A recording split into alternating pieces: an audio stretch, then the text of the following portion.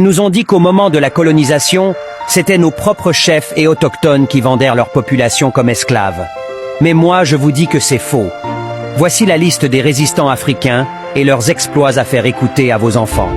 On commence. À noter d'abord que la résistance africaine à la conquête coloniale est le fait de refuser de se soumettre à la domination étrangère. Les résistants ont donc fait preuve de courage et ont défendu la terre de nos ancêtres avec patriotisme. En première position, nous avons la résistance de Boukari Koutou.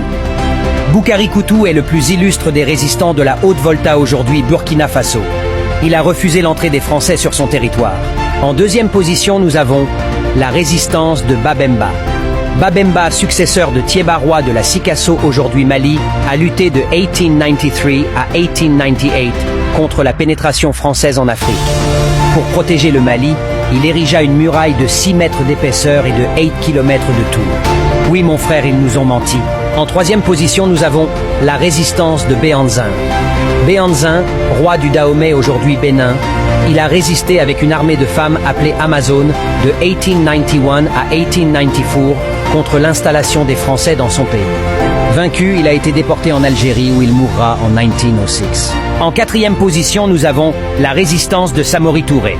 Samori Touré naquit vers 1830 en Guinée et menant une lutte féroce contre les troupes françaises de 1881 à 1898, date à laquelle il a été arrêté puis déporté au Gabon où il mourut en 1900. Chers Africains, écoutez bien l'histoire de vos ancêtres refusant la colonisation. En cinquième position, nous avons la résistance d'El Hadj Omar Tall. El Hadj résiste contre la pénétration française en Afrique de l'Ouest, plus précisément au Sénégal et au Mali, et mourut en 1864. Peuple d'Alcabulan, réveille-toi. Si ton ancêtre se lève aujourd'hui, que lui diras-tu? En sixième position, nous avons la résistance de Rabat. Rabat était un puissant résistant soudanais contre la pénétration coloniale en Afrique. Mais il fut tué toujours par les mêmes personnes en 1900. Chers frères, comme on dit chez nous, il faut savoir d'où tu viens pour connaître où tu veux aller. Chers Africains, peuple d'Alcabulan, il est donc temps d'ouvrir les yeux.